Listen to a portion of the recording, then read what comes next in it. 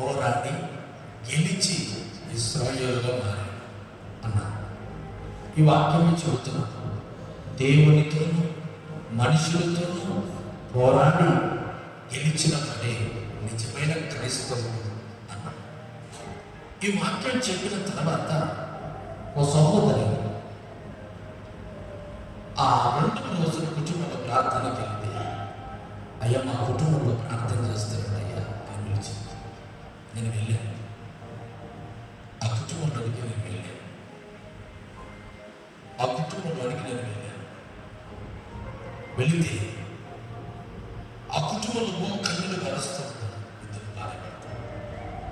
ఏంటి సమాధానం, ఏంటి దేనికి అంటే, ఆ కుటుంబంలో వెళ్ళిన వెంటనే యథార్థంగా భర్త ఉన్నాడు, భార్య ఉన్నాడు, ఇద్దరు ఉన్నారు.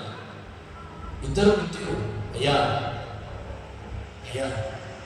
10 రోజులుగా మా కుటుంబంలో భయంకరమైన గొడవ తాళడం లేదు.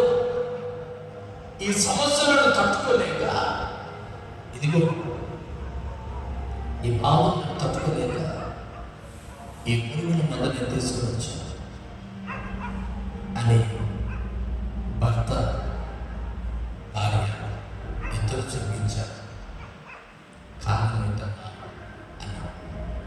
కారణం ఏంటంటే, అయ్యా మాకుండబడిన సమస్యలు 10 మందిలో గౌరవం పోయేదానికంటే మా ఇద్దరమే చనిపోతే ఇక ఏ తగాదా లేదు కదా అనుకుని ఇద్దరం కలిసి ఈ నిర్ణయం తీసుకున్నాం. నేనన్నా, మరి మా పిల్లలు హాస్టల్లో ఉన్నారు. ఏమంట పిల్లలు హాస్టల్లో ఉన్నారు. వారు వచ్చేసరికి మరి వారిని చూడబుద్ధి కాలేదండి. అయ్యా నేను ఇద్దరు వెళ్ళా.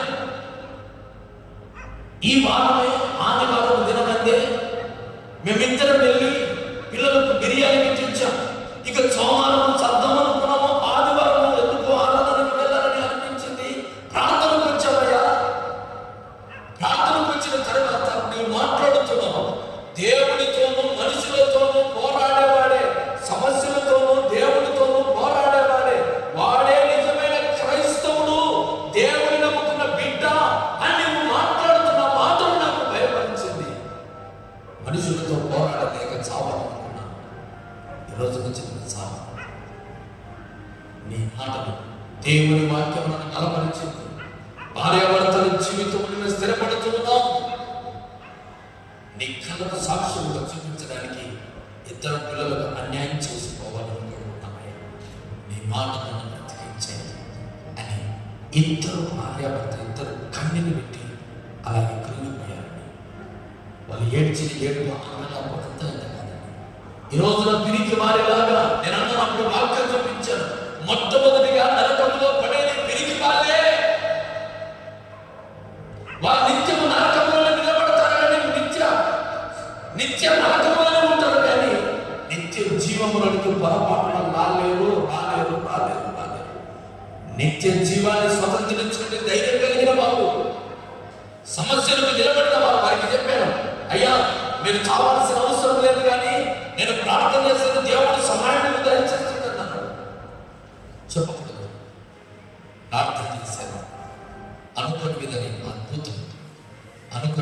అద్భుతం ఆ కుటుంబంలో సమస్యలు తొలగడానికి మార్గాన్ని కేవలం 1 నెలలో జరిగింది.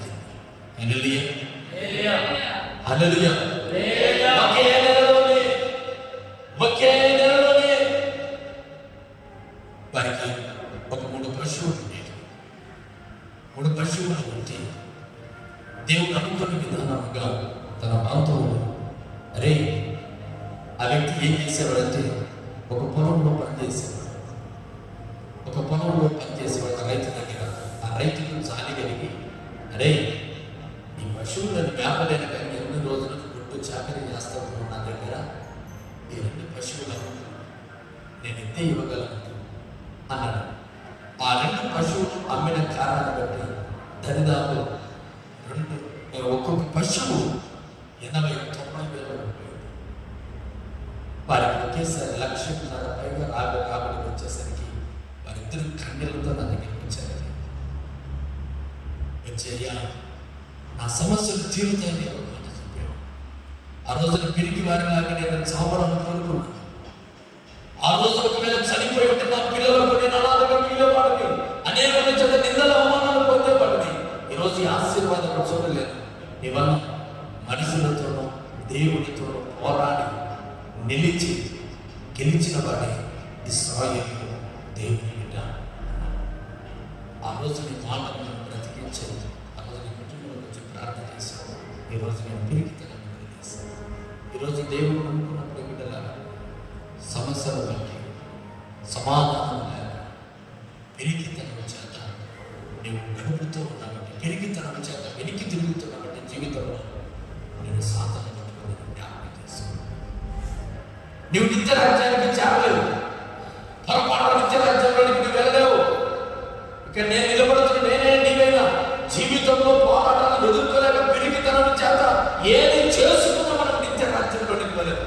ధైర్యంగా చెప్తున్న నా మాటలు కాదు, బైబిల్ ఆధారం చేసుకుని. అందుకే దేవుడు అంటున్నాడు, నేను నీకు పెరిగి ఆత్మను ఇవ్వలేదు. నిజంగా నీవు రక్షించబడి ఉంటే, ప్రార్థన ఆత్మత నీలో ఉంటే, దేవుని సన్నిధిని అనుభవించినట్లయితే, ఆత్మ కలిగిన సంఘంలో నిలబడినట్లయితే నీకు నేను పెరిగి ఆత్మ నేను ఇవ్వలేదు. ఎలాంటి ఆత్మనిచ్చావు ప్రభా? ధైర్యం కలిగిన ఆత్మనిచ్చావు. పెరిగి ఆత్మ నేను ఇవ్వలేదు, పెరిగి ఆత్మని ఇవ్వలేదు, పెరిగి ఆత్మని ఇవ్వలేదు. నమ్ముకున్న బిడ్డలారా, నీలో పెరిగి ఆత్మ పనిచేస్తా ఉందా? పెరిగి ఆత్మ నీలో పనిచేస్తా ఉందా? నీవు ఆ కళ్ళు చేస్తున్న పెరిగి ఆత్మ దేవుడు ఇచ్చినది కాదు, అది సాధారణ ఆత్మ. ఈ రాత్రి వేళ మాట్లాడుతాను. ఆ పెరిగి ఆత్మను దేవుడు ఈరోజు తొలగించి, నా దేవుడు నీవు ధైర్యం కలిగిన ఆత్మ నా దేవుడు ఇచ్చి ఆ నిత్య రాజ్యంలోనికి నేను నన్ను వారసుగా చేర్చును కాక. హల్లెలూయా, హల్లెలూయా. ఈ రోజున దేవుని సన్నిధిలో ప్రభువా ఏ మాటలు ప్రభు బోధించాలి సంఘంలో అని అంటే ప్రభు నిత్య నరకానికి ఎవరు వెళ్తారు చెప్తాను. మొట్టమొదటిగా రెండవ మాటలు ఉన్నాయి. అక్కడికి పెరిగి ఆత్మ కలిగిన వారు నరకంలోకి వెళ్తారు. ఈ మాటలు చెప్పారు. ఆ మాటలను తీసుకుని సిద్ధపడి ఈరోజు చెప్పడం జరుగుతుంది. ఈరోజు నా ప్రభునికి పెరిగి ఆత్మ ఇవ్వలేదు. పెరిగి ఆత్మ ఉంటే ఈ ఉపవాస ప్రార్థన దినం అటు పెరిగి ఆత్మ సాతాను కలిగించుతున్న పెరిగి ఆత్మ నా దేవదేవుడని యేసయ్య తొలగించి దేవుని సన్నిధిలో ధైర్యం కలిగిన ఆత్మ నీకు నా ప్రభు దయచేయును గాక. హల్లెలూయా, హల్లెలూయా, హల్లెలూయా. హోషేయ గ్రంథం 7:11 చివరిగా చూసి ప్రార్థన చేసుకున్నాం. హోషేయ గ్రంథం 7:11. ఎఫ్రాయిము బుద్ధి లేని పెరిగి ఉండగల గువ్వయాయము. పెరిగి ఉండే ధైర్యం ఉండగాను పెరిగి ఉండే, పెరిగి ఉండే, పెరిగి ఉండే. ఈరోజు నాకు పెరిగి గుండె నీలో నుంచి నా ప్రభు తొలగించును గాక. హల్లెలూయా. ప్రతి దానికి పెరిగి వారిలాగా ప్రవర్తిస్తున్నావా? నీ గుండె పెరిగి గుండెనా? నీ గుండె పెరిగి గుండెనా? పెరిగి గుండెనా ప్రభు తొలగిస్తాను. ప్రతి చిన్న వాటికి సున్నితమైన మనసు కలిగి, సున్నితమైన పెరిగి గుండె కలిగి, ప్రతి చిన్న వాటికి పెద్ద వాటికి ప్రతి ఒక్కరు అంటున్న మాట, జీవితాన్ని బ్రతక నేను చేస్తా, నేను చేస్తా, నేను చేస్తా. ఎవరి గుండేది? పెరిగి గుండె, ధైర్యం గుండె కాదు. దేవుడు అన్నాడు కదా, నేను ధైర్యం నీకు పెరిగి ఆత్మ నేను ఇవ్వలేదు. మరి పెరిగి గుండె ఎఫ్రాయిము నీకు పెరిగి గుండె ఎలా వచ్చింది? దేవుడి బిడ్డలారా, పెరిగి గుండె ఎలా వచ్చింది? నీకు పెరిగి తరగ ఎలా వచ్చింది? అయ్యా, ప్రార్థనలో పెరిగి వాడిని లోకంలో ధైర్యం ఉండే, ధైర్యం దేన్ని చేయడానికి ధైర్యంగా ఉందండి. కానీ ప్రార్థన రావడానికి, ప్రార్థన మందిరానికి రావడానికి, ప్రార్థన చేసుకోవడానికి, దేవుని సన్నిధిలో మోకాళ్ళు వేయడానికి పెరిగితనగలుగుతాను, నిలబడలేకపోతున్నాను. కారణం ఏంటి?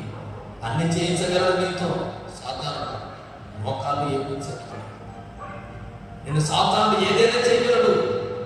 ఒక ప్రార్థన మందిరానికి తప్ప, మోకాళ్ళ జీవితానికి తప్ప ఈ రెండింటిలో పెరిగి గుండెను నీకు కలుగజేస్తాను. కారణం ఏంటి?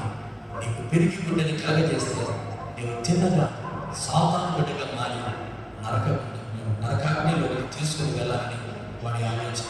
ఈ రోజున వాడి ఆలోచన నెరవేరుస్తాను, దేవుని ఆలోచన నెరవేరుస్తాను. ఏది నీకు కలుగుతా ఉంది? పెరిగి గుండె కావాలా? పెరిగి ఆత్మ కావాలా? పెరిగి వాడిలాగా మారుతారా? నిత్య నరకాన్ని సొంతం చేసుకుంటాను. ఈ రోజున సమస్తాన్ని విడిచి ధైర్యంగా నిలబడడానికి నీ పెరిగితనాన్ని, బ్రతకడానికి పెరిగితనం కలిగి ఉంటాయి. ఆ పెరిగితనం ఈ రోజు తొలగించిన ధైర్యాన్ని నా ప్రభువుకు కలుగజేయుగాక, కలుగజేయుగాక. మొదటి మంచిన ప్రార్థన చేసుకుందాం. మొదటి మంచిన ప్రార్థన చేసుకుందాం.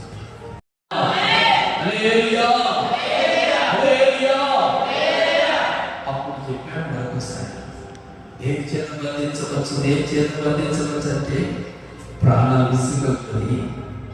అప్పుడు తెలియదు ఏమంటుందంటే, ఎందుకంటే ఇదిగో సంవత్సరం చెప్పగా నీవు నా తల జడలు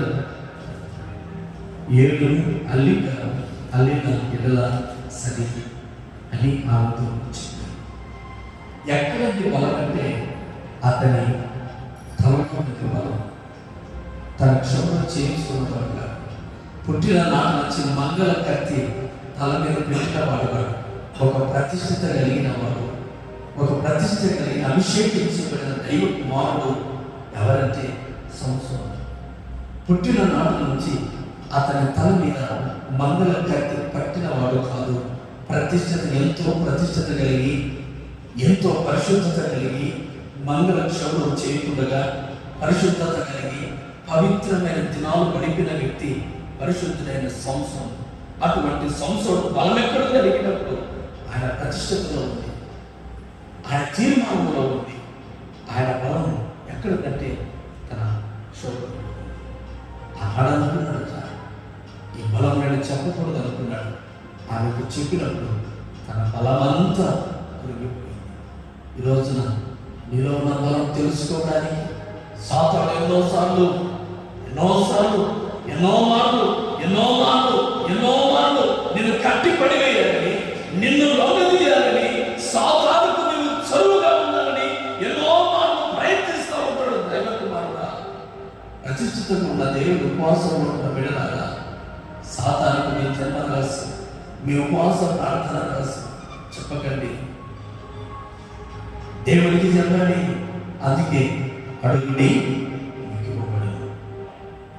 ఉపవాసంలో ఉన్నాం, ప్రార్థన లేని ఉపవాసంలో అడిగాము. ప్రాణం లేని సింహం లాంటిది. సింహమే, ప్రాణం లేదు. ఎలా భక్తుడివే, ఉపవాసంలో ఉన్నాం, ప్రార్థన లేదు. ఉపవాసం లేని ప్రార్థన, ప్రార్థన లేని ఉపవాసం వ్యర్థము.